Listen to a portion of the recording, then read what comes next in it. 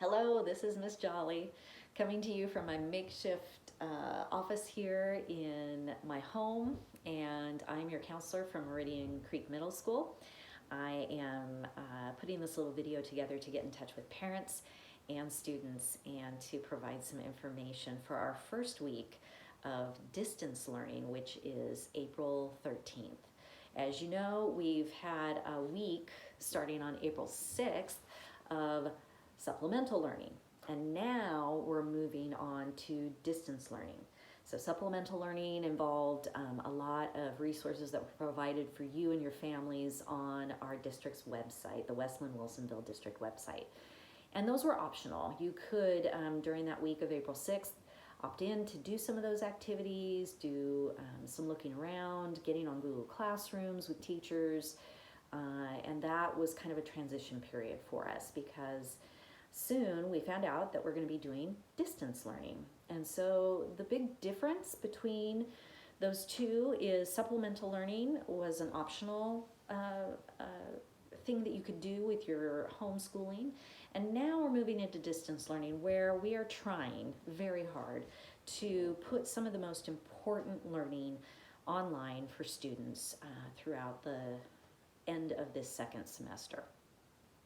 And unfortunately, I don't have a lot of answers for you about things like, is it mandatory? Do I have to do it? What if I don't have a computer? All those things. I do know for sure that any supplemental learning and any distance learning that's being done in the week of April 6th and then distance learning April 13th will have paper options available as well. So if students and families are struggling with a computer issue, a lack of access to a computer, lack of access to the internet, there are a list of places to pick up and add your name to a list of people who may need those resources from the school district. So please go to our Westland-Wilsonville website, find that information, and there are pickup points all across the district, much in the same way that we've been offering food, breakfast and lunch to students on free and reduced lunch.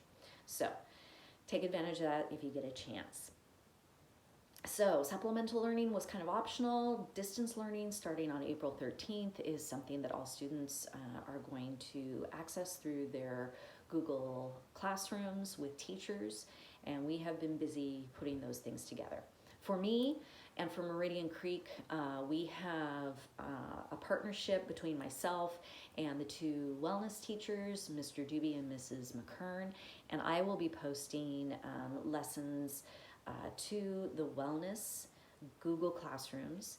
I will be one of the teachers along with the two wellness teachers on those Google Classrooms, and that's how I'm hoping to stay in better touch with kids and provide some of the social emotional learning that students get usually in wellness, because I visit wellness classes a lot and teach in there a lot, but also to look for some things to show up in Google Classroom under emotional health around how to kind of cope with these really, really difficult times.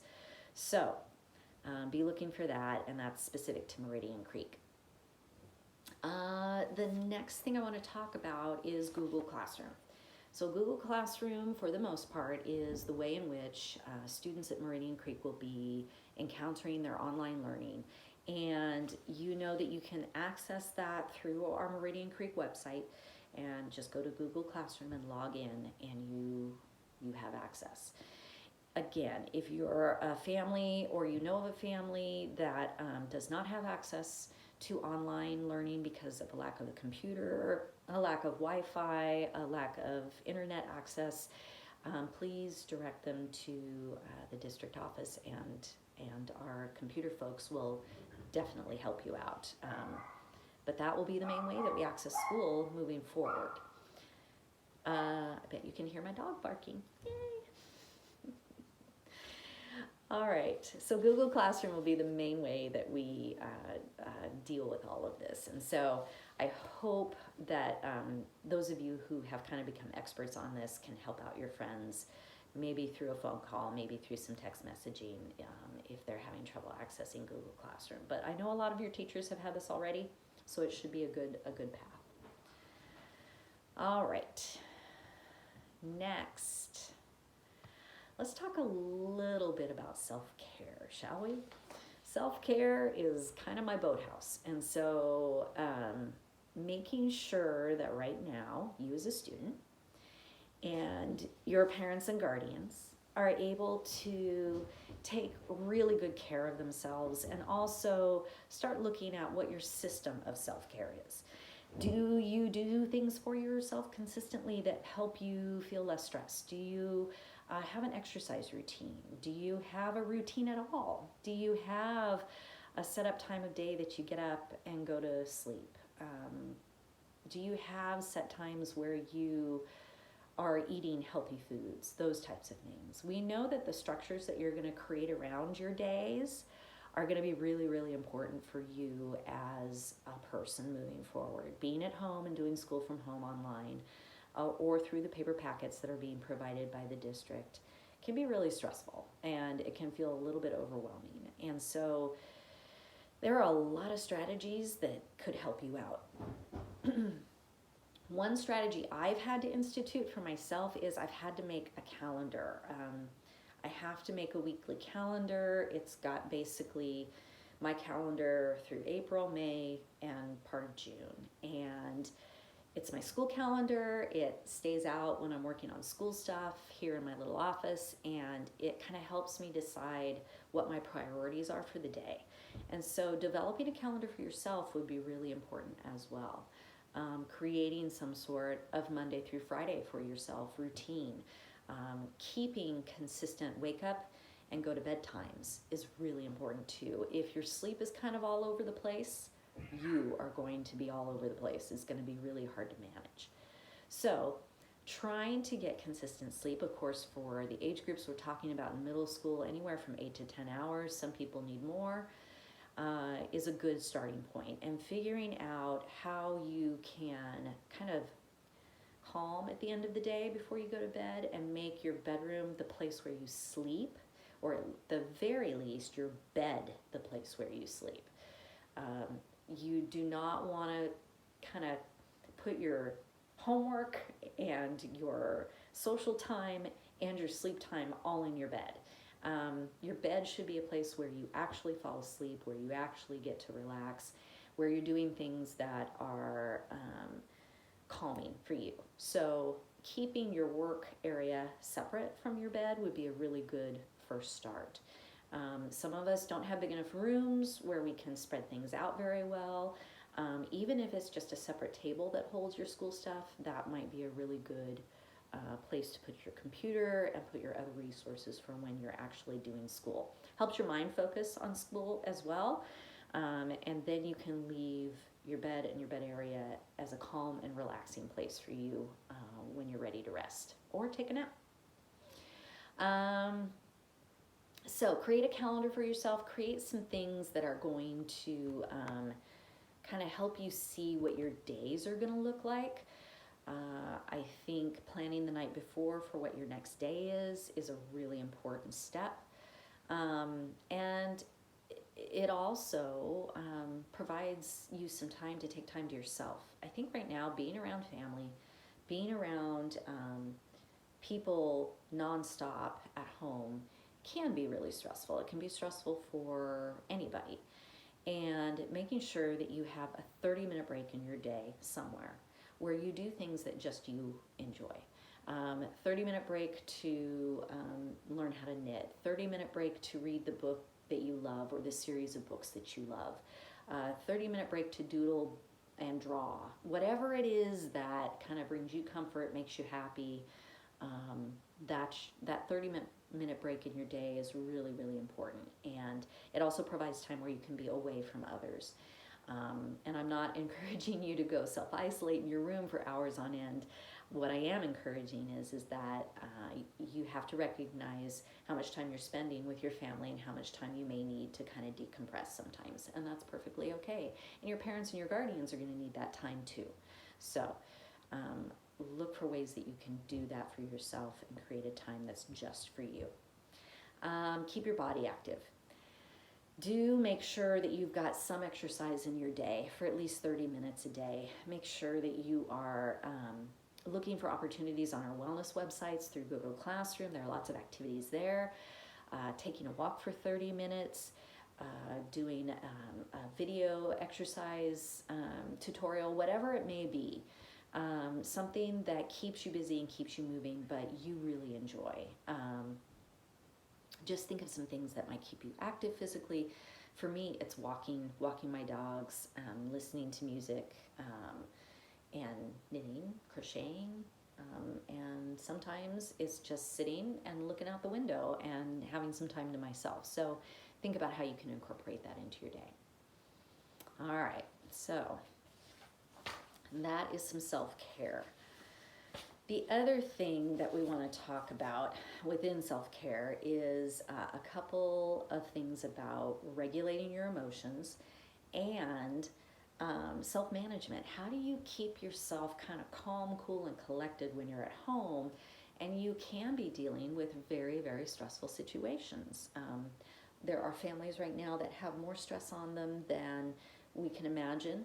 There are some families that are coasting along just fine right now, but every family is different, and every family has its own unique way of dealing with stress and dealing with this current time of physical confinement. So here are a few ideas for you and for family members about how to kind of regulate those emotions when they come up. You're not trying to disregard them or discount your emotions or not have them. You can still have your emotions, but deal with them in a way that is going to be productive for you and helpful. So we're all human. We all have those moments where we need a break. And these are some ideas for what you might do during that break time if you need it. Deep breathing techniques, super simple, very easy. This went out in packets as well to families and students who didn't have access to online. And it's just as simple as using your hand and one finger, and you trace your hand in and out like this. On the inhale and on the exhale, you go back. And this does two things. It makes you focus physically on something, you're doing something, and that can help your mind refocus off something that's stressing you out. The other thing it does is it slows your breathing. And I have heard from many students, this doesn't work. This doesn't work. I don't like this. I didn't feel better afterwards. I did this like 20 times. It didn't work. I'm still anxious. Well, these are practices. These are not cures. These are ways of coping and training yourself to cope with stressful situations. They're not going to work every single time. They're not designed to work every single time. But if you implement them on a consistent basis and practice them, they can be your go-to thing when you're having those big emotions, when you're having a lot of stress. So again, these can't cure anxiety. These can't fix it so that the emotions will go away. We don't want the emotions to go away. We want them to be acknowledged, accept them, and then work with them. So that's what these strategies are about. Another strategy is the ABC game. You just come up with a topic. The one I usually use with students in my office involves usually my whiteboard and making a list. But the real simple basics are this. You come up with a topic like animals you can find in a zoo. And you go through the alphabet in order, and you find animals and you list them. Now you can compete with somebody else, and whoever gets the most right wins the game. You can use a sticky note or a large piece of paper and just do it for yourself. And so if I'm doing the ABC game with zoo animals, I'm trying to think of, okay, a zoo animal in the zoo, aardvark. B, bison. So from there, you can see that once you get in towards the middle of the alphabet, your brain is really refocused on something else entirely. It's not focused on the issue or concern that you were worried about. And that's good, because sometimes we need some space from the issue or the concern that's worrying us in order to come up with solutions. And so downtime is actually problem-solving time. It's allowing your brain to have some downtime to focus on something else that might trigger an answer later. And it might be able to distract you just long enough so you can get yourself feeling more regulated, feeling more calm, so that you're not so worried and anxious when you're trying to do work, trying to do schoolwork, or trying to deal with situations. Lastly, a mindful walk. A mindful walk can be as simple as, when I practice this, the first 20 breaths of my walk, I do them very slowly, and I pace them for about every 4 steps, so that I'm just first focusing on breathing, clearing my head, getting rid of all the extra stuff that I'm worried about or concerned about, and then continuing on my walk. So I start with those 20 breaths, and it's a breathe in for 4 steps and a breathe out for 4 steps. After that, you can kind of pick what is most attractive to you to do. Now, if you haven't done a mindful walk before, you want to be careful that you're watching where you're going.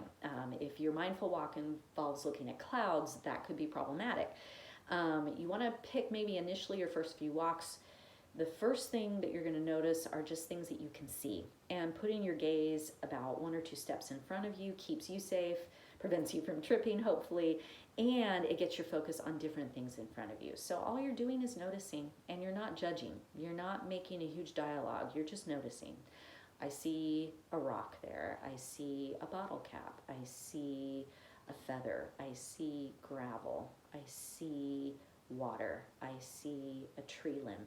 Whatever it is. And you're just identifying them in your own head. And that can clear your head as well. You don't want to make it too complicated. As you get better at this, you may want to do things that you can hear. So, for example, on one of my walks the other day, I could hear a crow. And then my attention came back to the sound of my breathing. And then my attention came to the jingling noise that my dog's collar makes. And then my mind traveled to the sound of my dog's paws on the pavement. So, again, you're going to waver. You're going to go out to another place for a little bit and go, gee, I really need to pick up those groceries, or I really need to clean the bathroom, or I haven't finished that sheet yet that I was going to turn in. It's okay for your mind to wander. You're just going to bring it back again to something that you can hear, if that's the task that you're on while you're on a mindful walk. So think about some things that you can do on walks, things that kind of free your brain a little bit. Of course, audiobooks and all those other resources are wonderful, but if you're really wanting to kind of calm yourself and help yourself regulate your emotions when you're interacting with other people, when you're problem solving on a Zoom meeting, when you're trying to figure out what to make for dinner, whatever the issue is that you're facing, having some of these practices in your daily life can kind of help you refocus. So for now, that's all I've got. I hope that this week, the week of the 13th, finds you well. I hope that you're doing okay, and I hope that you're able to figure out through some of the hints we gave today about how you can better structure your weeks and your days. It is important to have some sort of schedule. It's important because it just helps you be a more effective and impactful human being when you're dealing with others. So see it as an investment, not a waste of time, and see it as an opportunity to center yourself so that when you're working on the big issues in your life right now, you've got the emotional energy to do so. We will talk again very soon.